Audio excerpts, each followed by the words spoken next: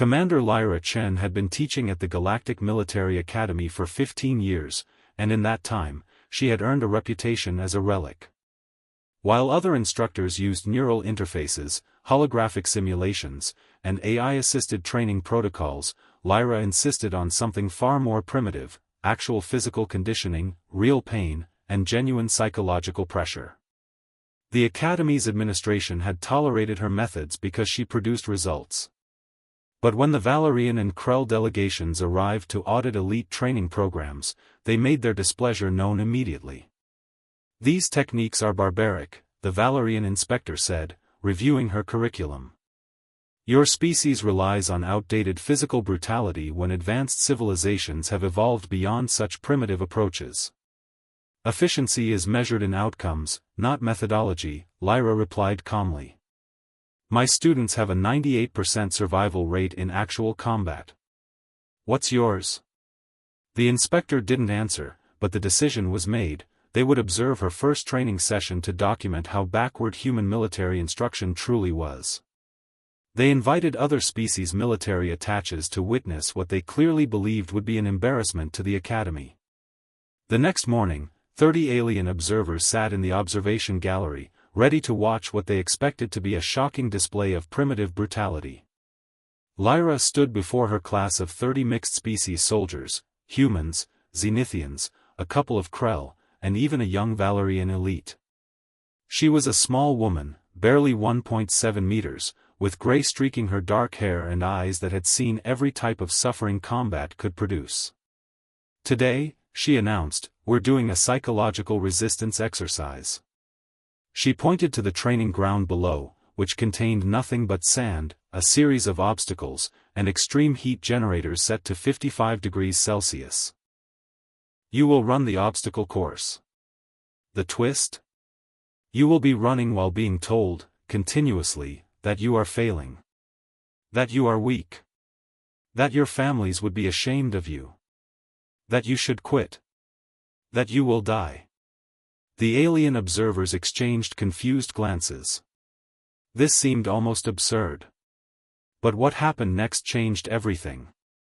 As the first soldier, a Zenithian with superior physical capabilities, began the course, Lyra walked beside him, calmly and methodically breaking him down. "Your exoskeleton is cracking under pressure. Your legs are failing. Look at that human over there, they're already past you. In real combat, you'd be dead by now. Your commander would report you as a casualty. Your entire unit would be compromised because you couldn't push through psychological barriers." The Zenithian tried to block her out, but Lyra was relentless. She knew exactly where every species' psychological weak points lay. For the Krell, she questioned their honor. For the Valorians, she challenged their superiority. For the humans, she invoked their loved ones. But here was the crucial part: she was never insulting them. She was training them to function under the worst possible circumstances, when their minds were screaming to quit, when every instinct told them they couldn't continue, when the psychological weight became heavier than any physical burden. By the 10-minute mark, 3 alien soldiers had already requested to withdraw from the course. The observers began to understand what they were witnessing: not cruelty, but preparation for the unbearable. A human soldier, Sergeant Marcus Webb, collapsed near the finish line, muscles completely exhausted. Lyra knelt beside him, her voice suddenly gentle. "You didn't quit," she said. "Even when you had every reason to. Even when your body was screaming. Even when you believed you would fail. You kept moving. That's what separates soldiers who die from soldiers who survive." She helped him up, and Webb completed the final meters, tears mixing with sweat. The Valerian inspector stood abruptly. "This is psychological torture."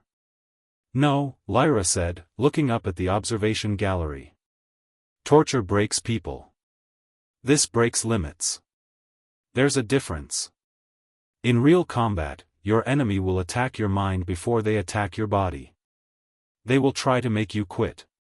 Your training must inoculate you against that."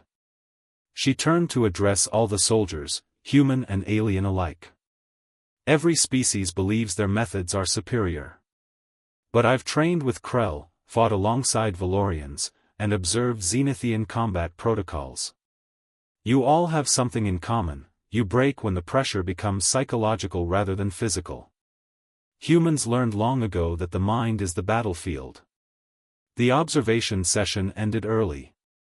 By the next day, both the Valorian and Krell delegations had submitted requests to modify their training programs to include Lyra's psychological resilience protocols.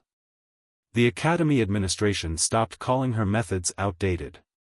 Instead, they started calling her a genius, someone who understood that in an age of advanced technology and superior species, the most valuable weapon was still the human capacity to endure, to adapt, and to never surrender even when surrender seemed rational. Lyra simply smiled and prepared the next day's lesson, knowing that true strength was forged not in comfort, but in the fires of psychological transformation. Kindly like and subscribe channel. Thank you.